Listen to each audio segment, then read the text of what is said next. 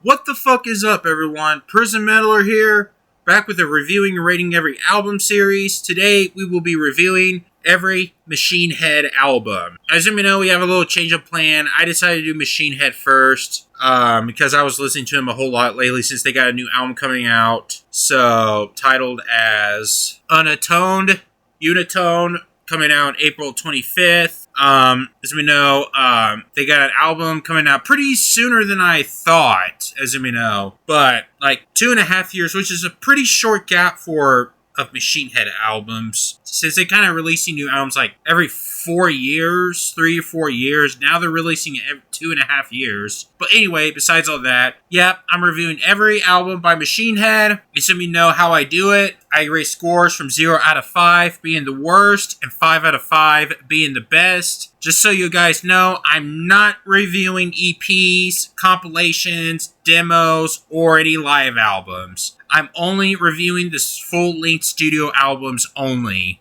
And I'm also not reviewing their new album because their new album hasn't come out yet. So, anyways, guys, there's 10 albums. So, without further ado, let's go ahead and get started. Alright, first up we got is Burn My Eyes, their debut album, released August 9, 1994, off of Roadrunner Records.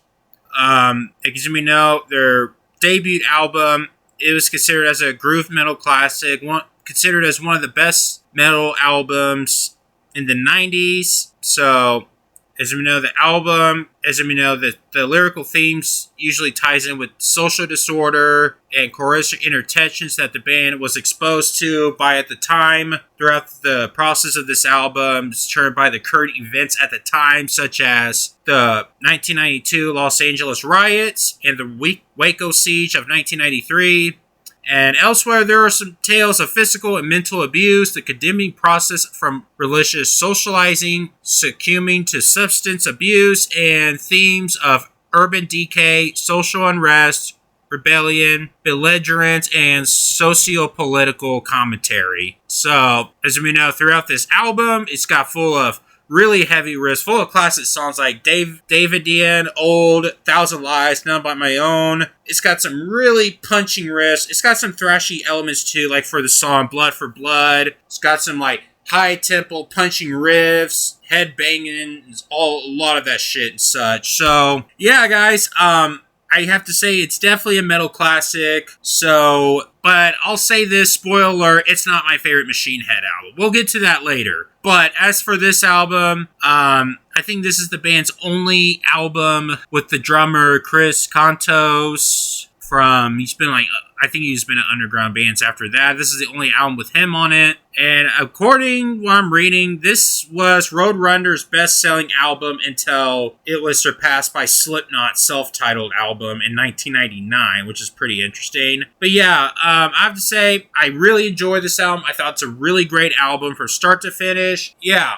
I'm going to go for a 4 to 5. It's a really great album. I definitely do enjoy this album. Definitely a metal classic in the 90s, and as well as in the groove metal genre. Alrighty, next up we got is The More Things Changed, released March 25th, 1997, off of Roadrunner Records. Their second album, I think this is the last album to feature Logan Mader, and the first to feature drummer Dave McClain. As you know, it refers to the first part of the phrase from the song Struck a Nerve. The more things change, the more they stay the same. Now, as for this album, not quite as strong as Burn My Eyes, but I do think it's really good. It still got the kick-ass riffs. It feels a little bit more simplistic compared to Burn My Eyes. It's got some kick-ass riffs and such. I definitely dug the song 10 Ton Hammer. Take My Scars Good. I really like this song, The Front Lines. It kind of sounds like very similar to Burn My Eyes. With the like that, I thought that song really kicked ass. Probably a very underrated song too. Bay of Pigs is a really great song. I think it's the shortest song of the album. No, I'm sorry. No, it's not. That's Struck a Nerve. Violate, amazing song. But yeah, guys, I do think it's a pretty good album. Not quite as strong as Burn My Eyes. I don't want to go too long about this because there's 10 albums. We have a lot more to go. I don't want to take too much time. So, yeah, I think it's a really good album. I'm not going to complain a lot. Maybe a little bit of trim here and here, but yeah, I think it's a good album. So I'm feeling a 3.5 out of 5. I think it's a pretty good album. Not one of my favorites from them.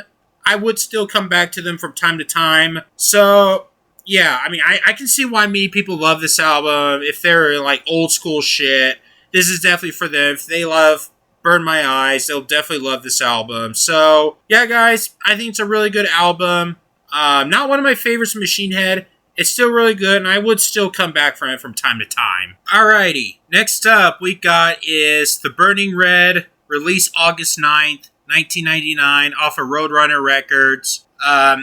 As we know, this album pretty much starts a temporary downfall of Machine Head at the time. As you may know, starting with this album, the band decided to move towards they leaned towards their new metal style and then their groove metal style. This album they lean towards new metal in this album. As we know, at the time, new metal was really big at the time with bands like Korn, Slipknot, and Limp Bizkit. So yeah, I mean, I can see why many people bash this album a lot.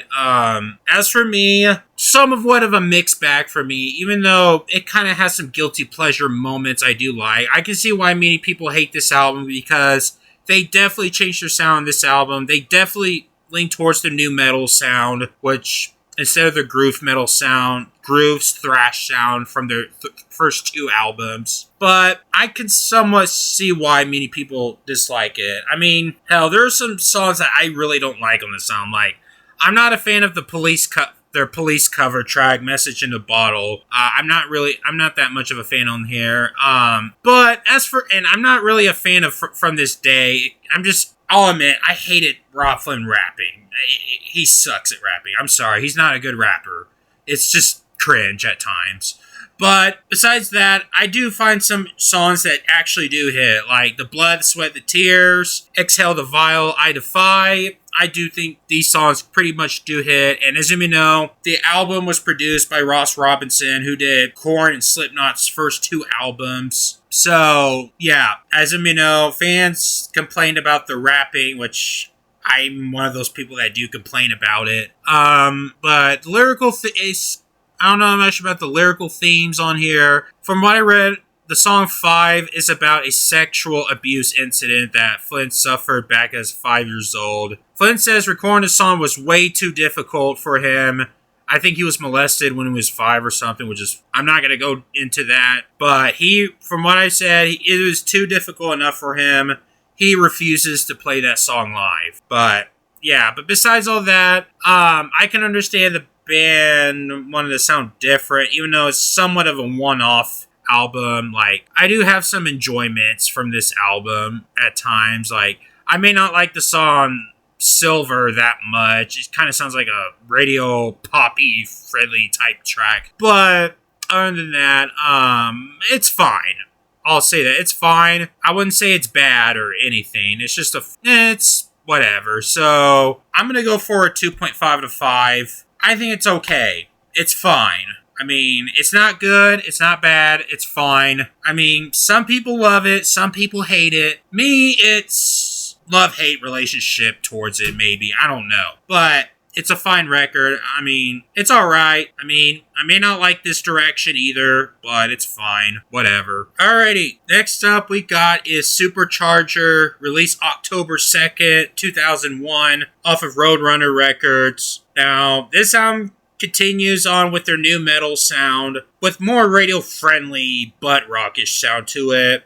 I mean, this album is basically no different from The Burning Red. I mean, I'll say this, even though I do like several materials from The Burning Red, this album, not so much. I mean, there's only one memorable song, and that would probably be Bulldozer, and maybe Crashing Around You, and that's kind of it. The album is produced by Johnny K. He's the same he produced Disturbed's first 3 albums. I think some Mustaine albums as such, and I don't think it's a good choice for him to produce the album like this, to be honest with you. When I went back to this album recently, oh man, it's like a chore. I am bored out of my mind. I mean, I know the music video for Crashing Around You has got some controversy. As you may know, the album was released not very long after the 9/11 attacks.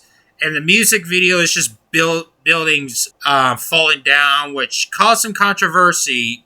As you may know, the towers collapsing and such that happened on September 11, 2001. But yeah, I mean, all I have to say is this album is just very predictable. It's not interesting. I barely like anything from this album. So yeah, I mean, again, I do like some materials from Burning Red. This album, not really. Not so much. Maybe very little, but not a lot. Most of this album is just boring. It's filler and just forgettable and cringy lyrics at times too. I kind of find a lot of materials kind of cringe as well for an album like this from the same band that did Burn My Eyes. But yeah, guys, I don't like this album at all. So I'm going to go for a 1.5 out of 5. Not a good record. Very predictable. Very boring. Nobody really likes this album, be honest with you.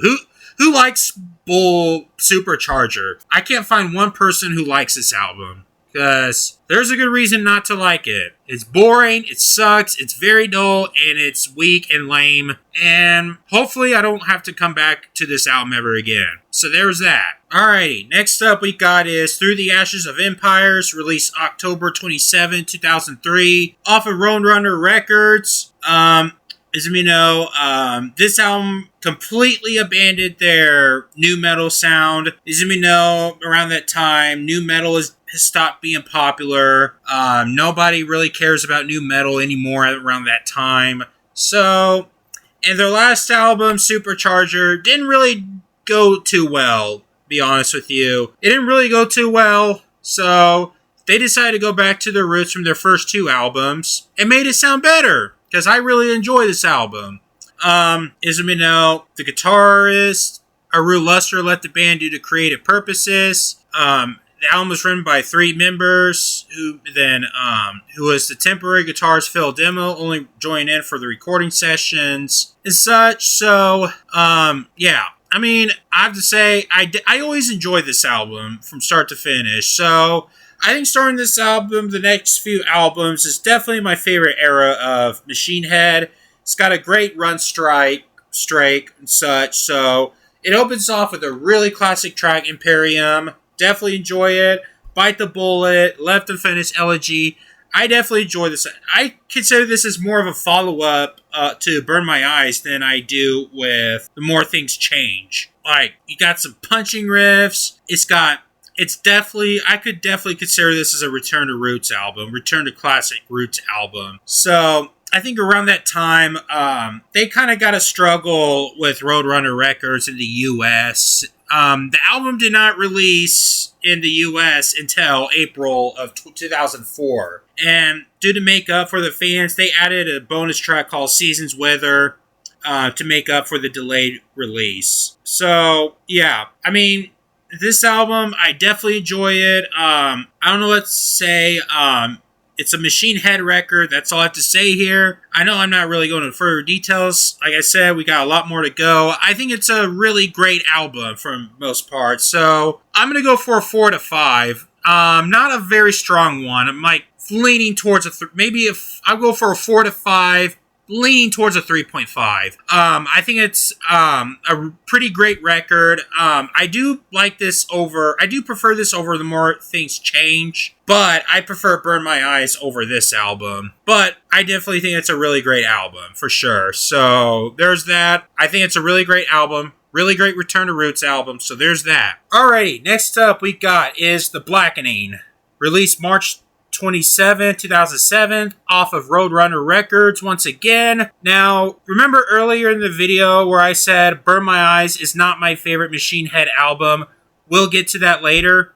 Well, The Blackening is my favorite Machine Head album. Yes, this is my favorite album from Machine Head. Where we got to that point where I think this is the band's best, their most well written, the most well produced, most well songwriting, most well lyrically, like everything on this album. As you may know, the lyrical themes on this album deals with love, war, organized religion, anger towards society. I think this is their heaviest record, the most well-produced, the most well-written, everything. So you know, as for the song Aesthetics of Hate, it's a fuck you letter towards the people who wrote an article. It's a fuck you letter to a writer who wrote an article praising Nathan Gale. For those who don't know who Nathan Gale is, he is the guy who killed Dimebag Darrell. So, which pissed Rob Flint so much, he made a fuck you letter song. Like, he basically made a diss track towards that website.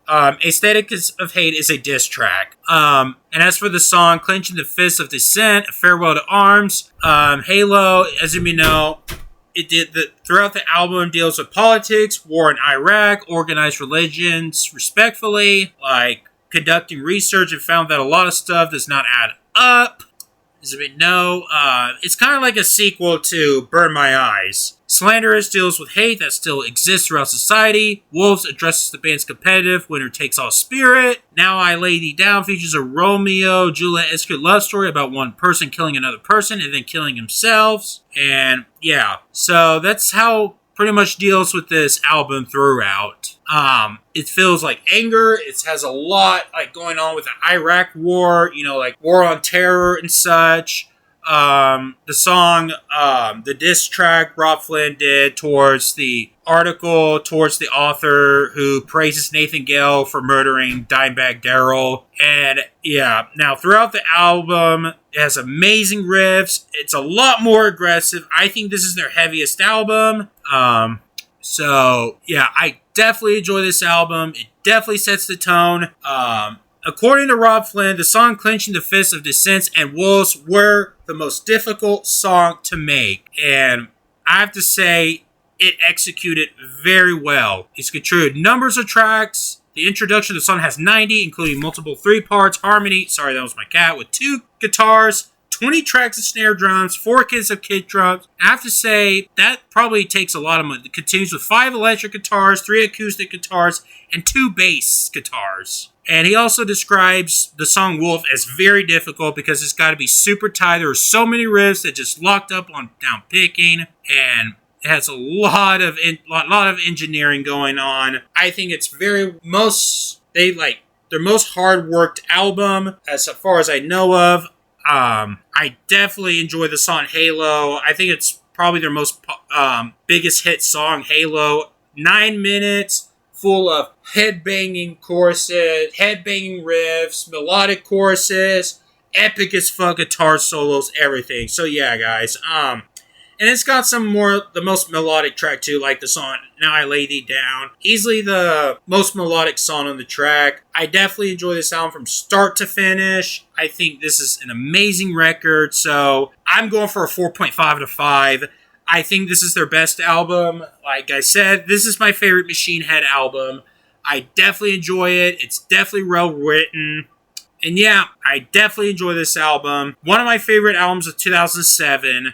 So there's that. Okay, next up we got is Onto the Locust, released September 23rd, 2011. Off of Roadrunner Records. I believe this is the band's final album to be released under Roadrunner Records. I have to say, it's a really great follow-up.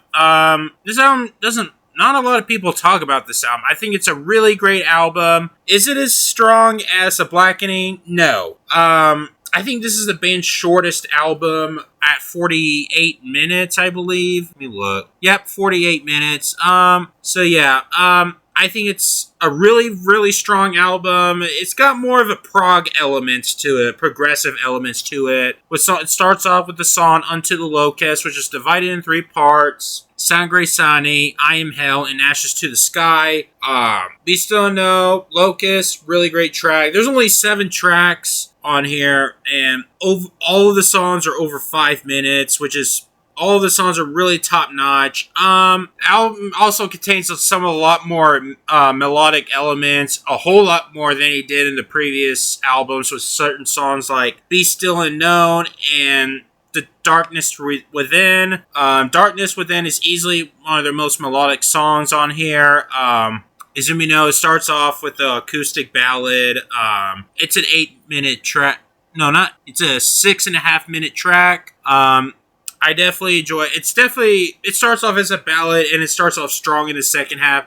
It kind of has like a Iron Maiden-ish sound to it with the standard heavy metal tone, which I kind of like that approach to it.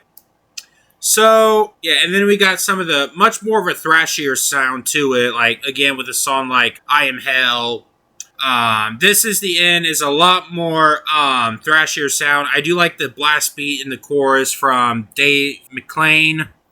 I thought he was solid. He did great on that. And then Who We Are, which is a closing track. I just kind of like how it ends the album with a really solid tone to it. So, I think this is maybe my second favorite Machine Head album, as far as I know, because I really like this technical approach. This is easily Machine Head's most technical album, as far as I know of. I don't really know what else to say. I kind of consider this as Blackening 2.0. So I'm going to go for a very strong 4 to 5, possibly leaning towards a 4.5. I think it's a really great album. No, it's not as good as The Blackening. I don't think any album will beat The Blackening, to tell you the truth. So it's very well produced, very well written, but not quite as strong as The Blackening. So I'll go for that. Alright, next up we got is Bloodstone and Diamonds, released November 7th, 2014, off of Nuclear Blast Records. As you may know, this is the band's first album to not be released under Roadrunner Records. It's now Nuclear Blast. It's a follow-up to Unto the Locust, just like the previous few Machine Head albums. Lyrical content deals with political, social themes, such as civil unrest, dissatisfaction, injustice, often with violent conclusions. With few exceptions, with songs like Night of Long Nights is about the Manson family murders in Hollywood in 1969. The interlude track Imaginal Cells is an instrumental which features samples from the audiobook Spontaneous Evolution by Dr. Bruce Lipton and Steve Harriman, whatever his last name is. And yeah, it's quite an album. I've seen some reviews, this album got really rave reviews from critics. What I read from Metacritic, the album has a 96 out of 100, which is extremely high rating. A lot are giving 4 out of 5, 4.5, 4.5, 5 out of 5. A lot of really rave reviews. Now, I'll say this, a lot of people were really overrating this album. I'll admit, I kind of overrated this album years ago, but coming back to it, I think it's good. Don't get me wrong, it's a good album. But I do have minor criticism, and it's mainly the length of this album. This album is a bit too long. This album is 70 minutes, which is pretty long for an album. But it's still good. I really like a whole lot of cuts from this album. The opening track, Now We Die, Ghosts Will Haunt My Bones. I really dug the track, Sail Into the Black. I think it has a whole lot of originality to it. But there's a few tracks that I may kind of fell off, like Beneath the Silt and Damage Inside. I actually kind of dig a bit. I feel like it's a little too long. It feels like an interlude, which is a full ballad. I kind of like this guitar, it's a ballad track. It could have shortened it a bit, but yeah, my little criticism about this album is the length. I feel like the album is a bit too long. But other than that, I actually dug this album for the most part. I definitely would come back to it. But yeah, there's a lot of moments, like songs like Now We Die, Killers and Kings, Night of Long Knives, Ghosts Will Haunt My Bones, and such. Sail Into the Black is probably my favorite song on the album, which I actually dug.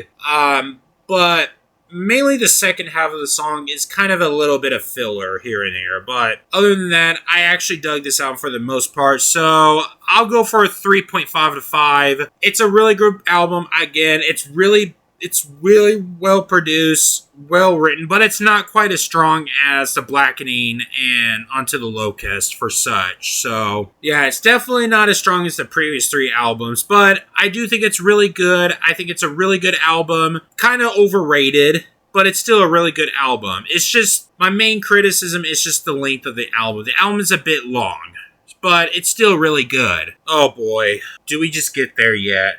Anyways, next up we got is Catharsis, released January 26, 2018, off of Nuclear Blast Records. Wow, another letdown album. Well, I'm not talking about Bloodstones and Diamond, the last album. They had a really good strike, really good run. I was really looking forward to a Next Machine album back then, after Bloodstones and Diamond, which I pretty much enjoyed for the most part, even though not quite as strong as Unto the Locust. And this one, I thought I wouldn't complain about Bloodstones and Diamonds, but since they want to go down a bit more, well, more than a bit, they decided to make this piece of shit of an album. Well, I don't know where to start. I thought Supercharger was bad. No. I thought Supercharger would remain as their worst album, but no. What am I supposed to say here? Like, according in November 2017, Rob Flynn explained the album would sound less heavy than previous efforts, which he says the song will be more simplistic and a bit shorter, which I thought, oh boy, at least make it decent. But no, it was terrible. Like, the song Beyond the Pale, let's talk about this song for a bit. You copied the riffs from Strapping Young Lad. You copied it from Devin Townsend. Like, really? Just like with Avenged Sevenfold's Miss Means War with Metallica, Sad But True. And even Devin Townsend said that they ripped it off himself. Yes, even though he did say it's a happy accident, which is whatever. I don't know why Devin Townsend would claim it that. But this is their last album with Dave McLean as the drummer and Phil Demo as their guitarist, as they left the band because they hate the direction too. Even they hated the direction with this album. I remember back then that they did a farewell tour with the lineup. A lot of fans believe that the band is breaking up, which turned out it wasn't the case. Which, many people thought a shitty album would be their last album, which is kind of embarrassing. And, oh man, I could go on. I'll say this, nowadays, I only like one song from this album, and that is Heavy Lies the Crown. Okay, that's a good song, but Rez can fuck off. I mean, let's talk about lyrical content. It's just basically SJW woke shit. Don't get me started with the song Bastards. Really, calling us racist, but you said the N-word. I know he said it on the song, well, I know he said it on the song from the Blackening track, Slanderous. I know he said that, but come on. Like, first of all, this album is even longer than Bloodstones and Diamond. This album is 74 minutes. It's 3 minutes longer. And this album has 15 tracks. And okay, I don't want to talk about the song Triple Beam. Can we read the lyrics for... let's go ahead and read the lyrics. Suck the glass dick, call it dragon's breath. Yes, that's an actual lyric. I'm not joking. I'm reading this on Genius.com, people. Like, they got some of the stupidest lyrics ever. It's even stupider than from that Supercharger album. And they went back to their new metal roots and sound worse than ever. Like, it's embarrassing. Like, all the songs are just flat out forgettable. I don't know. I don't want to go on with this video. You know what? Fuck. We'll go in details on this one. I would go for like a 0.5 out of 5, maybe lean towards a 0, but mainly due to the song Heavy Lies the Crown, I'm going to have to be fair here. I'll go for a 1 out of 5, mainly due to the song Heavy Lies the Crown, since that's actually a pretty good song, and it has a little bit of, since the album did have a bit of redeeming qualities. But as for the lyrical content with this SJW anti-Trump, he made this album mainly because Trump won the election back in 2016 against Hillary Clinton. I'm not trying to go into politics here, but he got so mad he had to make an album like this, which is, it's from the same band that did The Blackening, and it's very insulting, to be honest with you. It's just a terrible album. Very horrible, awful album. It made Supercharger sound good. That's how I describe it. I say, without a doubt, this is Machine Head's worst album. I don't want to go any further detail. Let's move on. Alrighty, next up we got is Of Kingdom, and Crown. That's their recent album for now. Released August 26, 2022 off of Nuclear Blast Records. As you may know, this is the band's first concept album, which is set in a futuristic wasteland and revolves around two characters, Ares and Eros, who both go on their respective killing sprees following the death of their loved ones. So, I did an album review back then, and originally, I didn't really like this album at first. For some reason, I just did not like this continuing direction with that sound. When I say this, back then I said I listened to this 5 or 6 times, and that's kind of it. I haven't listened to it again until recently.